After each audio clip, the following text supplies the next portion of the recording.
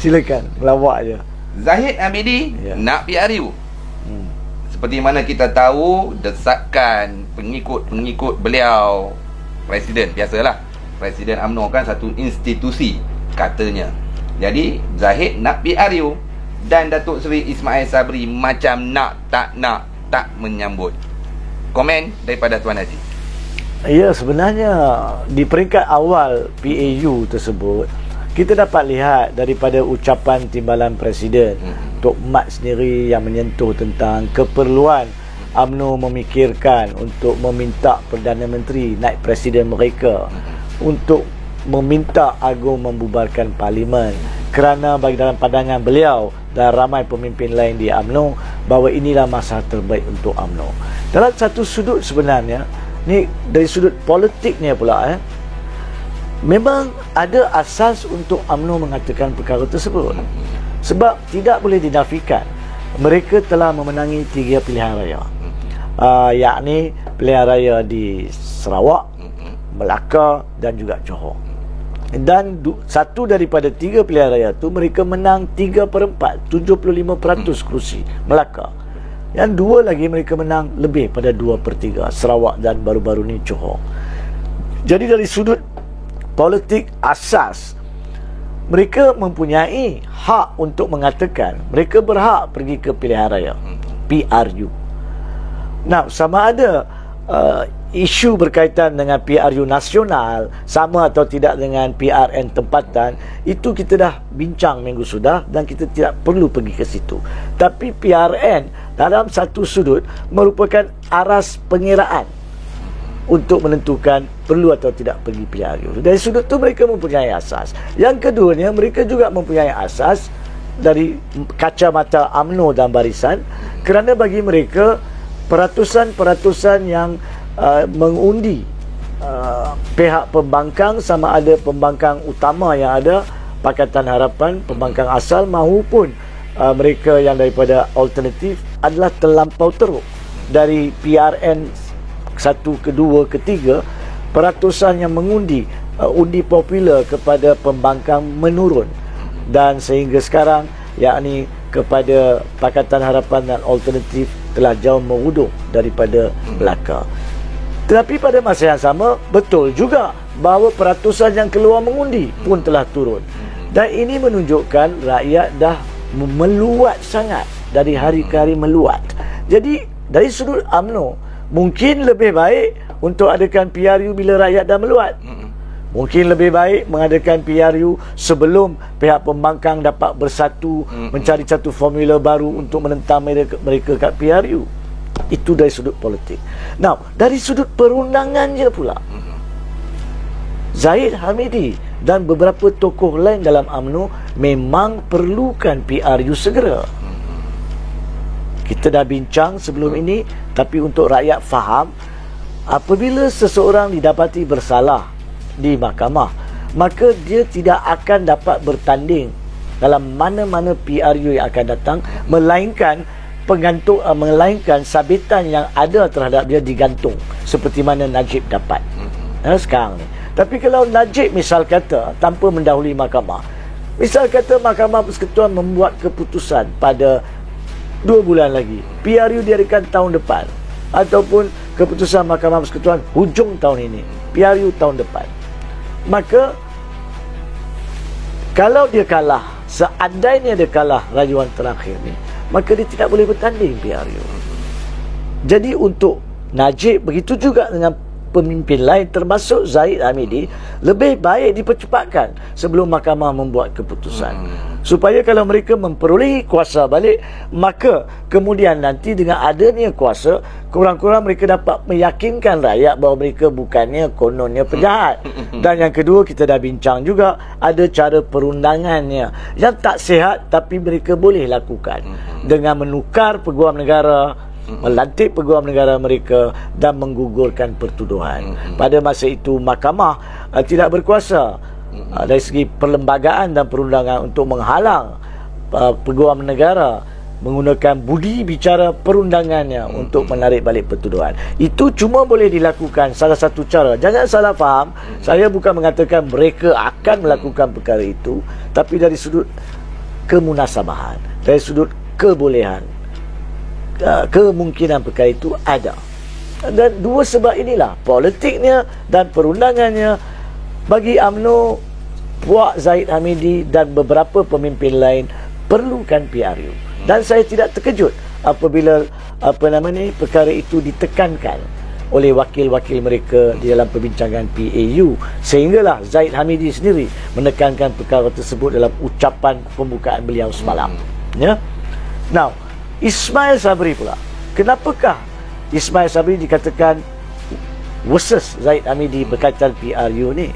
Sebab sekarang ini Ismail Sabri adalah Perdana Menteri dan terdapat juga segolongan yang menyokong beliau sebagai Perdana Menteri dan mempunyai jawatan-jawatan di dalam kabinet, sama ada sebagai menteri ataupun timbalan menteri, dan juga di dalam beberapa GLC, adalah bertentangan dengan kepentingan mereka untuk bergopoh nak adakan PRU.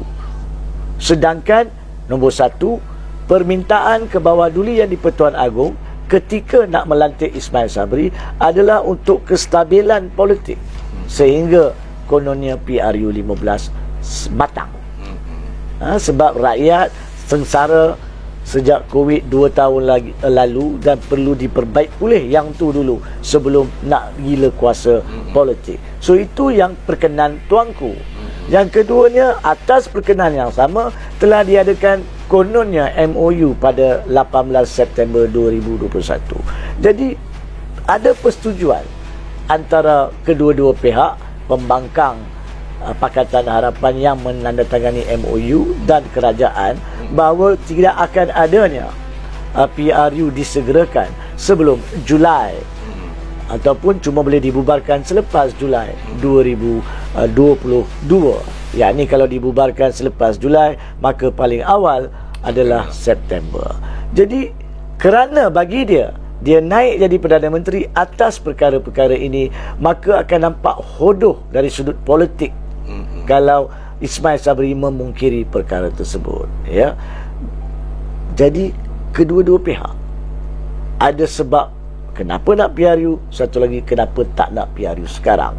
Tapi pada masa yang sama, saya rasa petang tadi ada dua peristiwa yang berlaku, di mana naib Presiden Ismail Sabri telah dijemput untuk memberi ucapan semestinya lah sebagai Perdana Menteri, dan seperti yang saudara Fazli menyentuh tadi, beliau telah pun memberikan pelbagai pengumuman, pelbagai pengumuman yang menunjukkan, bagi saya, dan tidak salah ini, tidak salah, beliau sedang pun market diri beliau, menunjukkan bagaimana dia telah pun menggunakan kedudukan sebagai Perdana Menteri untuk menaikkan nama UMNO, berhubung dengan pengeluaran 10,000 KWSP, berhubung dengan kenaikan gaji minima kepada 1,500 sekurang-kurangnya di tahap kerajaan, sama ada kerajaan pusat maupun agensi-agensi dan sebagainya, berkaitan dengan penyelesaian bayaran ex gratia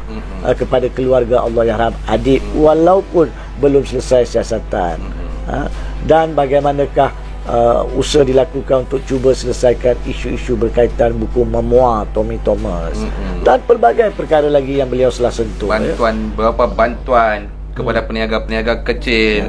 Kemudian beliau menjelaskan tentang kes yang melibatkan Kesultanan Sulu. Yes. Jadi bagi saya itu soalan saya memang dah ready, Haji. Baik. Gula-gula, bagi saya gula-gula. Gula-gula yang ditaburkan oleh Datuk Seri Ismail Sabri ketika live itu, Haji, saya ikut satu persatu komen-komen. Ramai komentar-komentar di situ mengatakan ibarat perbentangan bajet UMNO. Itu satu. Ada yang mengatakan pula seperti perbahasan di parlimen. Tetapi ya, itulah politik. Dia memilih di dalam Dewan Merdeka itu, ya, seperti mana kita tahu belaga angin beliau dengan Presiden UMNO itu, maka gula-gula ditabur. Tapi persoalan saya pada Haji, pasal Haji pun dah sebut sedikit. Betul, tapi sebelum soalan, boleh tak saya rumuskan rumuskan dulu. Sebab apa? yang saya sentuh tentang gula-gula ni tu adalah menggambarkan pada petang tadi bahawa Ismail Sabri yang mungkin sepatutnya tidak berminat nak adakan PRU lebih awal telah menunjukkan signal bahawa dia bersedia kalau itu adalah permintaan tegas, tekanan kuat daripada pucuk pimpinan. Sehingga kan saya percaya, saya tak dapat dengar pun ucapan dia sebab saya berada di majlis kenduri, tapi saya baca daripada laporan media, sehingga dia mengatakan saya tu Ismail Sabri lah. Ismail Sabri minta perwakilan benarkan dia dan pucuk pimpinan 5 teratas untuk menentukan jika satu keputusan dibuat bahawa sudah tiba masanya, maka dia tidak akan teragak-agak untuk membubarkan atau memohon membubarkan Parlimen. Tapi dia minta supaya mereka serahkan kepada 5 pucuk pimpinan atas. 5 pucuk pimpinan atas adalah Presiden, Timbalan Presiden, 3 naib Presiden. Presiden dan Timbalan Presiden memang nak PRU cepat dan mereka berada di atas dia. Jadi makna kata kalau mereka nak, besar kemungkinan dia kena akur. Tetapi untuk merumuskan di sini kan, kita kena berlaku adil kepada semua pihak di sini. Dalam parti politik, walau apa sekalipun, seorang naib presiden berada di bawah dalam hierarki kepada timbalan dan kepada presiden. Pada masa yang sama, kalau perwakilan dan ahli menuntut untuk diadakan PRU, maka sekiranya naib presiden mengelak, maka dia boleh dikatakan langgar falsafah dan hasrat aspirasi parti itu sendiri. Boleh dipecat. Boleh dipecat, itu hak parti. Sama ada mereka nak lakukan atau tidak, itu cerita lain. Tapi pada masa yang sama, maka parti boleh meminta. Boleh meminta 15 orang UMNO tersebut yang menyokong Ismail Sabri untuk menarik balik sokongan. Jadi daripada keadaan yang selesa, menghadap baginda tuanku membubarkan Parlimen, berubah menjadi keadaan yang tak selesa, menghadap tuanku untuk maklumkan sudah hilang majoriti. So nampak tak? So di sinilah dia, bagi saya tidak terkejut bahawa Ismail Sabri dengan apa yang telah ucap tadi memberi suatu signal yang cukup jelas, dan besar kemungkinan walaupun UMNO ni pun boleh berubah-ubah keputusannya dari mikro saat ke mikro saat, tetapi saya tidak akan terkejut jika sebelum daripada mulanya puasa ada proses untuk menghadap baginda tuanku ke bawah duli yang di-Pertuan Agong bagi tujuan pembubaran Parlimen. Now, walau apa sekalipun, itu adalah di tangan Perdana Menteri untuk membuat keputusan. Kita boleh berbincang apakah proses perlembagaan dan perundangan di situ. Tapi itulah rumusan saya.